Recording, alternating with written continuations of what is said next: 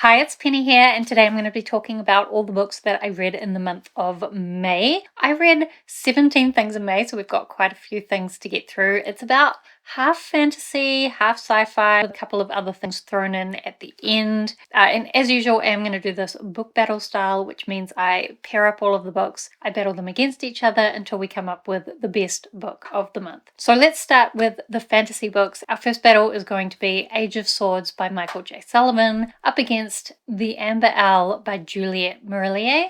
So firstly, Age of Swords is the second book in the Legends of the First Empire, which is part of Michael J. Sullivan's bigger Rhyria series. I already read the original trilogy, or 6 books, depending on how you look at it. And now I'm reading these 6 books. To be honest, I read this at the beginning of the month now, and I've forgotten a lot about it, but I do remember that I liked a lot of the characters, and just the general setup of the world is quite interesting. Basically, in this world, humans used to view elves, or the elves of this world called the Frey, used to view them as gods and think that they couldn't die, but it turns out that they actually only live about 3,000 years, and the humans discovered this when one of them accidentally killed one of the elves, and this has led to a bigger conflict, although there's also a lot of politics going on amongst the elves themselves that we're learning about. And this book also introduced the dwarves in the world. I've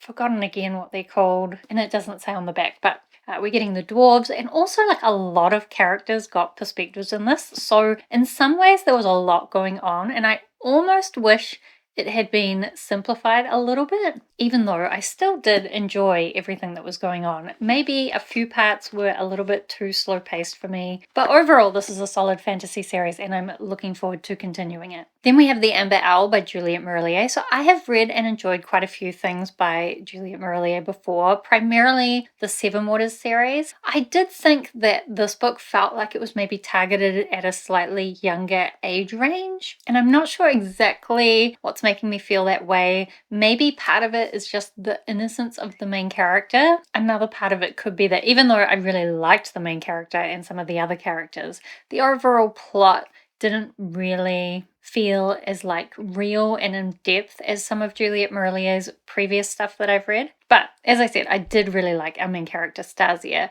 She is this young woman who's kind of living out on the edge of this village. Mainly she keeps to herself and does a few witchy things on the side. And she also has this cute little dog that can change into other animals at certain times. And everything's very calm and peaceful, until these guys arrive and they've been ordered to make a path through the forest to try and find some kind of secret treasure, and they're causing a lot of harm to the villagers as well as destroying the forest, which our main character Stasia is really not happy about. And then from there, everything kind of continues to go downhill. There is also a little bit of a romantasy element to this, which romance isn't my favorite. And also, for this one in particular, I had in my head that this romantic interest was a lot older than her, so I didn't really see him as a viable love interest until I realized that I'd kind of read that wrong. And even then, I guess you could say by the end of the book, it's still up in the air whether he's a love interest or not. And overall, this book felt very first book. It was setting up a lot of things, but not really that much happened. So if I'm putting these 2 books up against each other, I think for me, I'm going to pick Age of Swords. I can definitely see people who are more into more romantasy with quite a nice, innocent feel to it. I think you could like The Amber Owl a lot more, but for me, Age of Swords is the kind of fantasy that I like, with a bit more realism and just a bit more going on. Then for our next battle, we have A Radical Act of Free Magic by H.G. Parry up against Piranesi by Suzanna Clark. So firstly, A Radical Act of Free Magic. This is the second and last book in a duology called The Shadow Histories. It's kind of a retelling of the French Revolution and the Napoleonic Wars, but with magic added into the world. So primarily we're following a couple of politicians in England who are working to legalize magic for commoners, because in this world only the aristocrats can use magic and the commoners are not allowed to, and they wear these bracelets that burn them when they will use their magic. But magic is also being used as part of the slave trade, where it's being used to like control the thoughts of the slaves and like force them to do the work. So we're also getting the perspective of this one particular slave in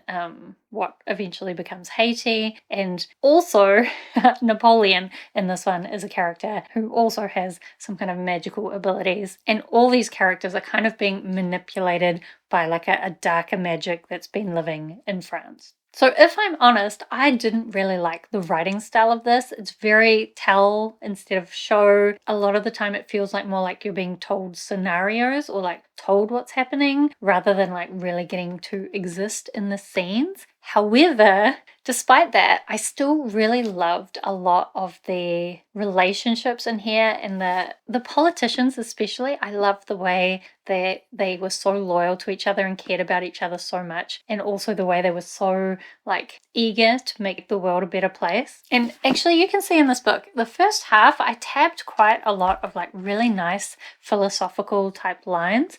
Then the second half really got into a bit more action and like a very satisfying ending to the story, which I really enjoyed as well, although I definitely stopped tabbing, so I think there were less of those like really nice lines. So this was a weird one for me because I didn't really like the writing, but in the end I actually really liked the book.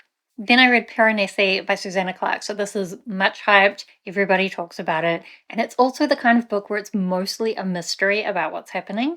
So you're introduced at the beginning to Piranesi, who lives in like this endless labyrinth of halls full of statues, and the lower halls have the ocean and tides, and the higher halls are filled with clouds. And you're reading his journals as he kind of just talks about living in amongst these endless statues. But there are also a few hints about something else that's going on, and Piranesi himself is kind of trying to work out some of these things by going back into some of his older journal entries. So both you and Piranesi are reading his journals, trying to work out what's going on. But Piranesi has a very different understanding of the world than you as the reader, even though you're only ever reading his thoughts.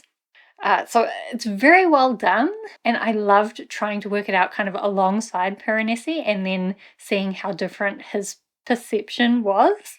And I did like kind of how it all worked out to be, but at the same time I was a little bit disappointed that this book wasn't a bit more magical, and I can't really say what I mean by that, because in some ways it is a really lovely story. I think Piranesi is a really lovable character, and the ending did have kind of this very melancholic feeling while still being very satisfying. Like, I actually love Piranesi, and I just think all that hype, has it made it hard for me to know, do I like Piranesi? Or am I just buying into the hype? But because I went in with the expectations for it to be amazing, I'm like, well, sure, it was great, but like, was it?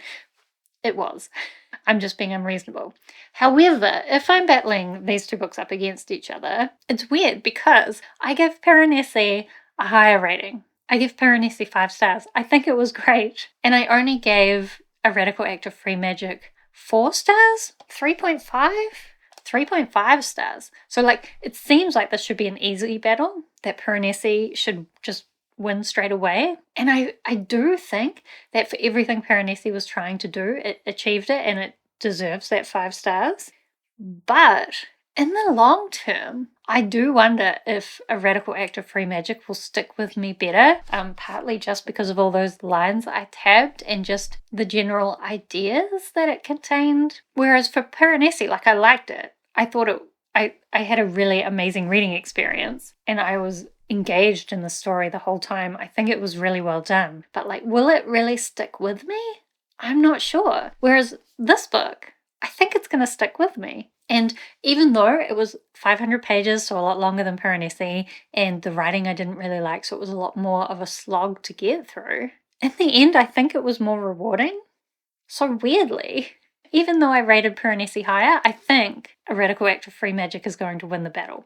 I don't know if that makes sense, but that's what we're doing. Then for our last fantasy battle, we have Once Was Willem by Emma Carey up against The River Has Roots by Amal El-Mohtar. So, Once Was Willem, I actually think this one was slightly marketed wrong, or maybe I just got the wrong idea, because I thought this was going to be more of a horror fantasy, Whereas I think it's more like a mythological fantasy, maybe with a little bit of a darker element to it. But I wouldn't necessarily say it's horror. I think the reason why people might get the idea that it's horror is that Willem, or once was Willem as he comes to be known, is essentially a zombie.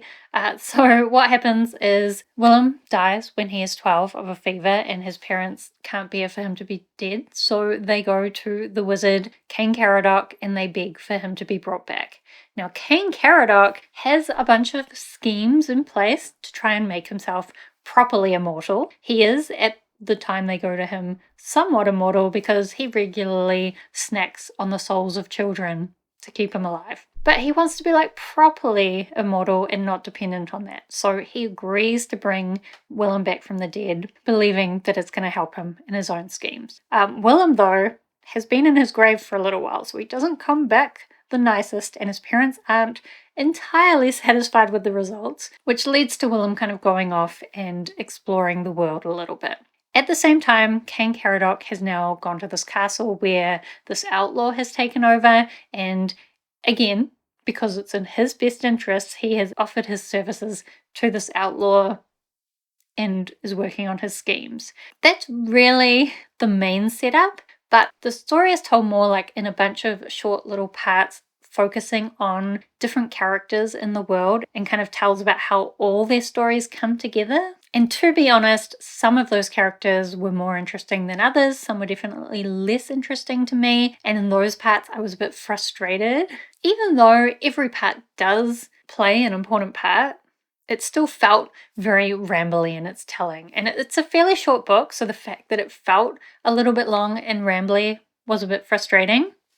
That said, despite that, the ending was very satisfying. I love the way things came together, and some of those characters that we get the stories of, I love those characters. So even if at times I was a little bit bored, in the end, I think I will go back and reread this one because I think the ending just brings it all together so well that if I reread it, I think those stories that I was more bored about, I might actually enjoy more, knowing the importance that it plays. But to me, really, this story, I think, felt like a little bit like a grim fairy tale, a bunch of like shorter, darker fairy tale type stories, but set in the context of medieval England. Then we have The River Has Roots by Amal El-Mohtar. So I did actually read this initially in April, but I had heard that the audiobook had singing in it, so I decided in May, actually I was trying to do it in April, but we ran out of time. I decided in May that I was going to reread this via audiobook, purely for the singing. Unfortunately, while the audiobook production is amazing, and I really like the background music and the background sounds, the actual singing was not my favorite. I didn't really like it. So that whole rereading this just to hear the singing didn't really work out. I almost wish I'd just reread this with the physical book. But it is a lovely little fairy tale type story. There's not that much to it, but it is really beautifully written and has lovely fairy tale vibes and a really strong sister dynamic. So I do recommend this, but actually I don't know if I recommend the audiobook at this point. So if I'm battling those two against each other, I'm going to specifically think about the audiobook experience, given that's how I was rereading this. And so in that case, we're definitely picking Once Was Willem as the better story. Because the audiobook narration for Once Was Willem, I listened to that on audiobook as well, and it was really good. Sometimes maybe a little bit over the top, and I do wonder if I might have enjoyed it more reading it with my eyes physically, but I still thought the audiobook narration was good. So we're going to pick Once Was Willem as the winner of that battle. Okay, now let's move on to the sci-fi books that I read. We're going to start with the ones that are kind of spacey, the most normal sci-fi, although one of these is definitely not normal. So we're going to have The Martian Contingency by Robinette Kowal up against The Outside by Ada Hoffman.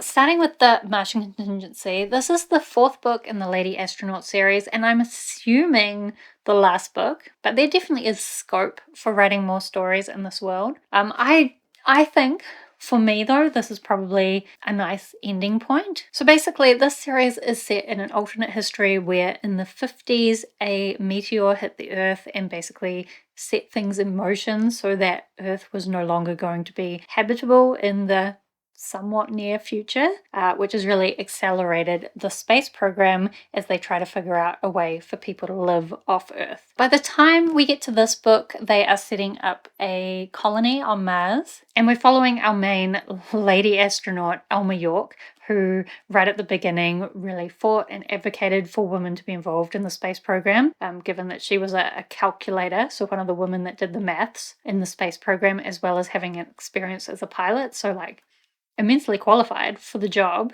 but she did have to fight along with some other women to be allowed to participate. But at this point, her and her husband have gone to this new Martian colony, which they are trying to set up. Unfortunately, of course, some things do go wrong, and it's not really clear, is it just because it's hard, things go wrong out in space, or is it because there's this group on Earth trying to like sabotage everything that's going on in space because they think that the whole climate emergency is lies and that we should just be focusing on looking after Earth. So a lot of the themes in this series have been really relevant to our current times. This one was probably the least so.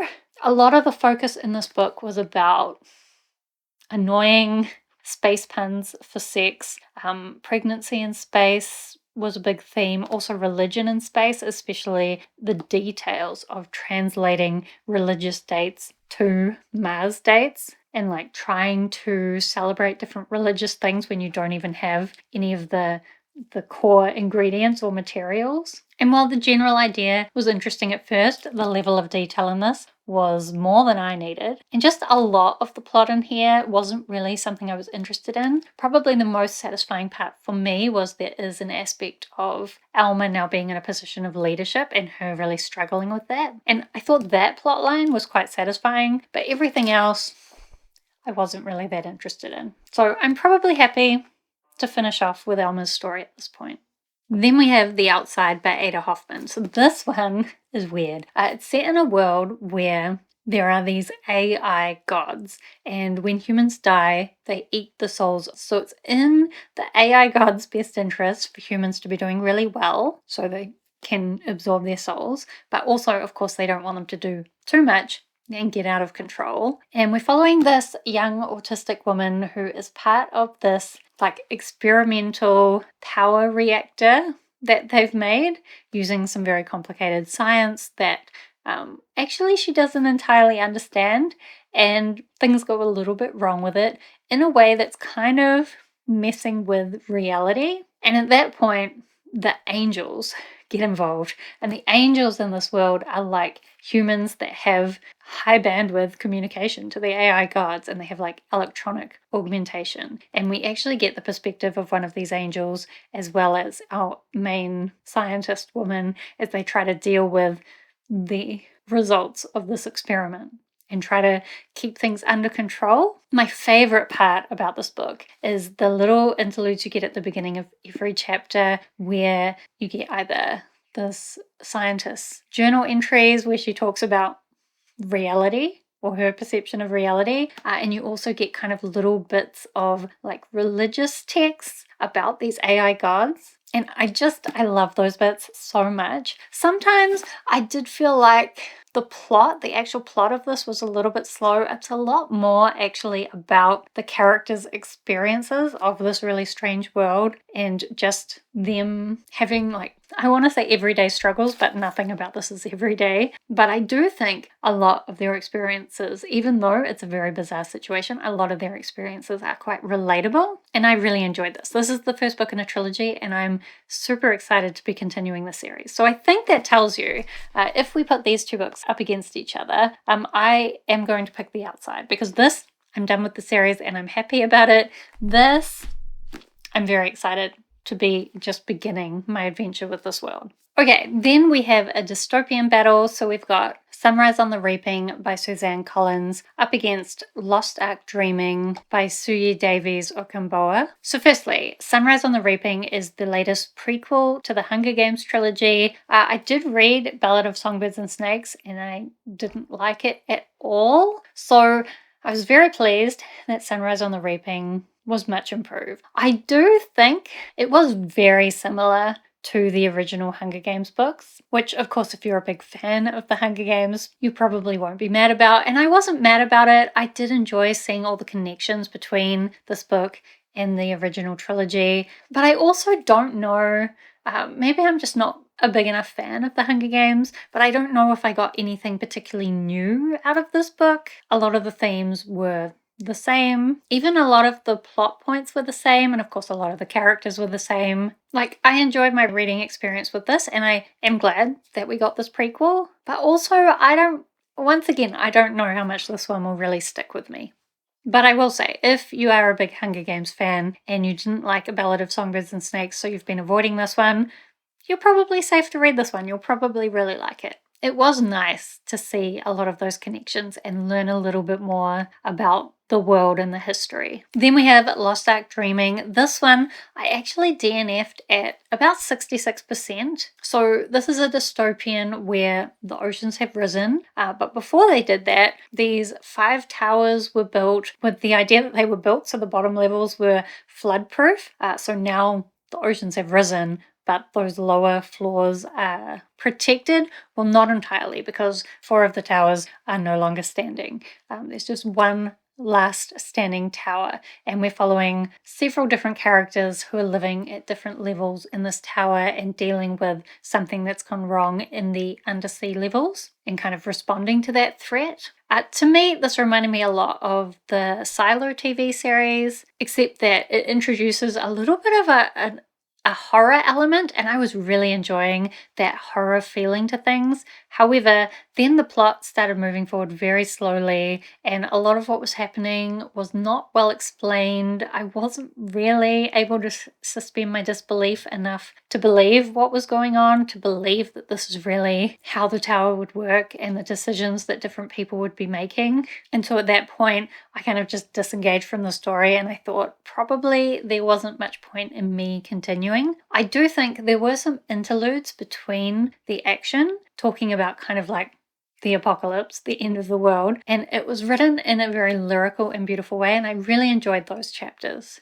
I think that it was becoming quite obvious what was going to happen. I read some reviews, it didn't look like the ending was going to be anything amazing. So there just wasn't enough going on to make me want to continue. So if we're putting these 2 books up against each other, I think obviously, since I DNF Lost Ark Dreaming, we won't put that one through. We will pick Sunrise on the Reaping as the winner of this battle. Then the next sci-fi battle is going to be sci-fi where it's a little bit non-linear, a little bit weirder. So we have Death of the Author by Nnedi Okorafor up against Legacy by Whiti Hereaka. So firstly, Death of the Author. This is definitely really hard to talk about. Primarily we're following this woman.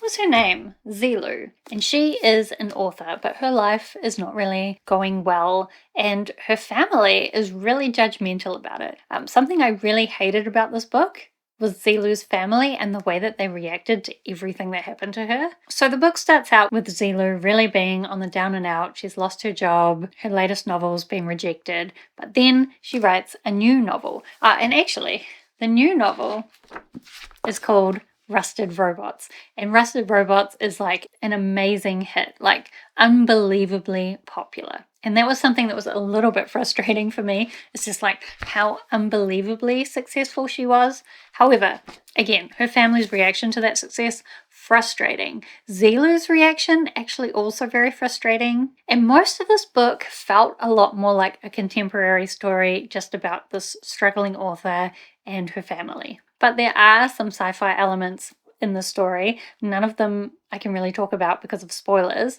Also, this story is told like interwoven with Rusted Robots, the story that she's written. And there are a bunch of like connections between the 2 stories that slowly over time you kind of understand more and more. I think this book was very ambitious, and I don't know if it pulled off everything that it was trying to do, but it's definitely interesting to see what it was trying to do. And I think there is a lot in here that you could kind of unpack. So I'm glad I read this, even though this is one of these ones where I didn't really enjoy a lot of the reading experience. I was often frustrated with the more like contemporary focus on Zilu and her family, and I preferred the robot story.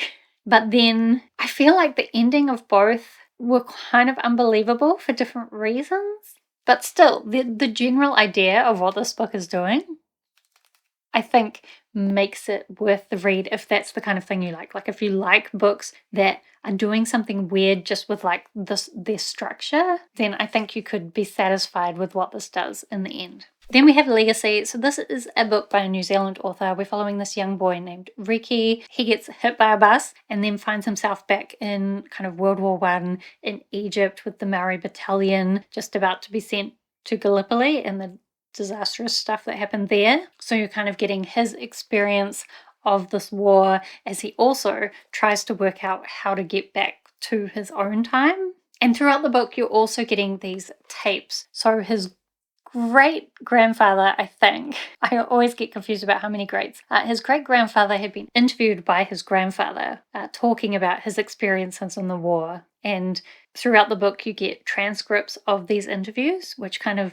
link in to this young boy's experiences back in his great-grandfather's position. So there is this time loop element to the story, but most of it is about a young man going to war, but also realizing that these people that he has previously thought as great heroes are actually just everyday young men like him. And there's kind of a few discussions about how we think about war and how we remember war that I quite enjoyed. I do wish I had read this book when I was in high school. Like, it's a young adult book, and I think I would have gotten a lot more out of it at that point, but also I think I just would have liked the story a lot more at that point. My patience for reading about teenage boys is pretty low at this point. It wasn't too annoying, but there were some hijinks that I didn't really care about. And the writing style in general is pretty simple. So if I'm putting these two books up against each other,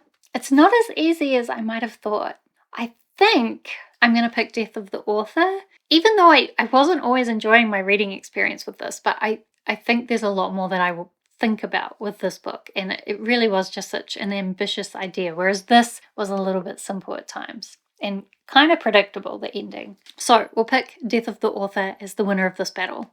Okay, then we're going to have a battle of shorter things. So we have The Far Reaches, Stories to Take You Out of This World, up against The Quiet Boy by Nick Antosca, up against Don't Look Back by J.P. Pomare. So, The Far Reaches is a short story anthology. There are 6 short stories. I like some of them a lot more than other ones. Most of them were somewhat interesting, mostly about people going out into space and different experiences they have. Most of it is very focused on like the characters' experiences and their relationships, and how their journeys into space are affecting those, rather than like being focused on the sci-fi elements of the story. My favorite short story of the anthology was John Scalzi's one. I've forgotten what it was called, but in that one we're following this spaceship who has been sent out into space with the plan that it will find a new planet for humans to live on, and it's supposed to be autonomous, and kind of throughout the story it becomes probably more autonomous than the humans were planning for it to be. To be honest, short story anthologies I find hard to talk about. I thought all these short stories were quite well written, although I will say there was a short story on there by Nnedi Okorafor, and it had almost every element that Death of the Author had, which, having just read Death of the Author, was kind of weird. Like a completely different story, but all the same things. So weird. And it kind of made me feel like that short story was just recycled ideas. But if you want some short, fun sci-fi short stories, then these were all okay. Okay to good. I definitely like some more than others. Then we have The Quiet Boy. This one is just a really short little horror story about this teacher living in a small town, and this one student is writing this little story about these 3 wolves that seems a little bit off. So she goes to talk to his father, and it doesn't go well. It definitely gave me that very horror feeling. Probably the most scary thing I've read in a while, but also there's not too much to the story. It is pretty short. So I liked it. I recommend it if you feel like being a little bit scared. And then we have Don't Look Back. This is just another really short little mystery thriller. I think the audiobook was about 5 hours long. And I think the only way you can get these is by listening to them on Audible. And I say these because JP Pomare wrote a few of these little short Audible original thrillers. This one, we're following this woman who kind of lives out in the middle of nowhere in New Zealand, and you kind of learn right from the beginning that she's in hiding. She's come from Canada, where her father was a bit of a prepper, a survivorist. I can never say that word for some reason. And so because of that, she has certain abilities, but also she goes into town one day and saves this young boy's life, which then goes viral, and so now her location has been given away and things kind of escalate from there. As I said, this was a pretty short story, but it did manage within that short length to have like a few little twists and like a decent amount of intensity to the thriller part of things. I did think there's two timelines, and sometimes they got a little bit blurry between them just because such similar things were happening, but I had a good time with this one. So, if I'm putting these three up against each other, I feel like I could pick any of these. Like, I probably wouldn't pick most of the Far Reaches, but if I was just thinking about that one Scalzi story, maybe I would pick that. But maybe that's not fair because I didn't really like the other stories as much. And then The Quiet Boy was good, like a nice little horror, but still very little. I think actually for the length, the one I got the most out of was Don't Look Back. So I guess I'll pick that as the winner of the battle. And then lastly, finally, I do have two graphic things that I read. We have Mimi's Tales of Terror up against Mallory and the Trouble with Twins. So Mimi's Tales of Terror, this was illustrated by Junji Ito, and I really loved some Junji Ito things before, but actually this is another short story anthology, and other writers wrote the short stories and then Junji Ito just illustrated them, and I DNF'd this, I don't know how far through, let me check. 20%. I DNF'd it just because none of the stories were really doing anything for me. I didn't care, and I didn't get the feeling that the stories were going to improve, so I think I keep looking for the feeling that I got from Uzumaki by Junji Ito, and I just don't know if it exists. Then, completely different vibes, we have Mallory and the Trouble with Twins. So these are the graphic novel adaptations of the original Babysitters Club books that I read when I was a kid and really loved. In this one, Mallory is babysitting for these twins whose mother makes them dress exactly the same, and they're very frustrated about it. At the same time, Mallory herself is kind of struggling with her identity and not looking the way that she wants to look. And so they're kind of working through those problems at the same time. I like this for nostalgic reasons. I was a little bit frustrated that at least in this graphic novel adaptation, I don't remember about the original book, but there isn't really any discussion about the idea that your image or your look doesn't have to be aligned with who you are as a person, or like you can be more than just what you look like. There wasn't enough about that for my satisfaction for a kid's book, where I'm always hoping that children will be learning things, because I personally learned a lot from the Babysitters Club books when I was little, but maybe the original book touched on it a little bit. I'm not sure. Anyway, since I DNF'd Mimi's Tales of Terror, that won't be winning the battle, and we will put Mallory and the Trouble with Twins through to the next round. So, before we decide the best book of the month, let's do a couple of semi-final rounds. Firstly, we'll pick the best fantasy book of the month. So we'll have Age of Swords by Michael J. Sullivan, up against A Radical Act of Free Magic by H.G. Parry, up against Once Was Willem by M.R. Carey. I honestly don't know. These are all really different, and I liked all of them, but I also had small criticisms about each of them. I think I probably have more criticisms for A Radical Act of Free Magic and Once Was Willem. So I think overall, Age of Swords was a much more solid fantasy, and it did do some really cool things. I don't know why I feel like that's the wrong decision though. I think it's the right decision, it's just that I read Age of Swords at the beginning of the month and I've forgotten. I think so.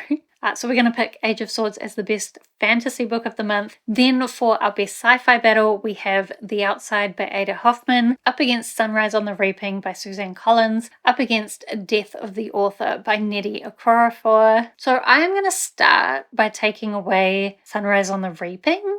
Is that where I'm starting? I think so. Just because it was a YA novel and I thought quite repetitive of the original Hunger Games books. Like, still a really good read, still very enjoyable, but also I don't think I'm the target market, so we'll take that away. And then also I'm going to take away Death of the Author, just because even though it was such an ambitious idea, I don't think it entirely pulled off what it was trying to do. And really, I loved much more what The Outside was trying to do.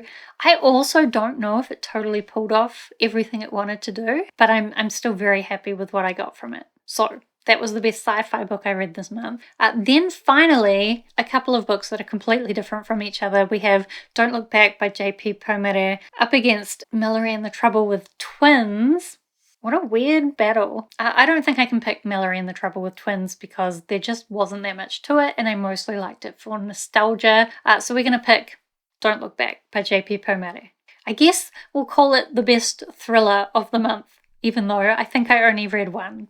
So then our final battle for Best Book of the Month is going to be between Age of Swords by Michael J. Sullivan up against The Outside by Ada Hoffman up against Don't Look Back by J.P. Pomare. So firstly, I'm going to take away Don't Look Back just because it was a very short and simple story. Probably I won't remember it in the near future, even though I had a fun time while I was reading it. Then between these two, I have to admit I have been liking sci-fi more and more, and I really liked the ideas of The Outside. But I will say I do think Age of Swords was probably better written.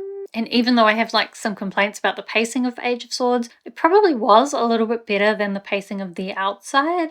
But The Outside, even though it's like totally messing with reality and not realistic at all, it felt more real. Characters felt a little bit more real. And just the ideas blew me away much more. So I'm going to pick The Outside as the best book of the month.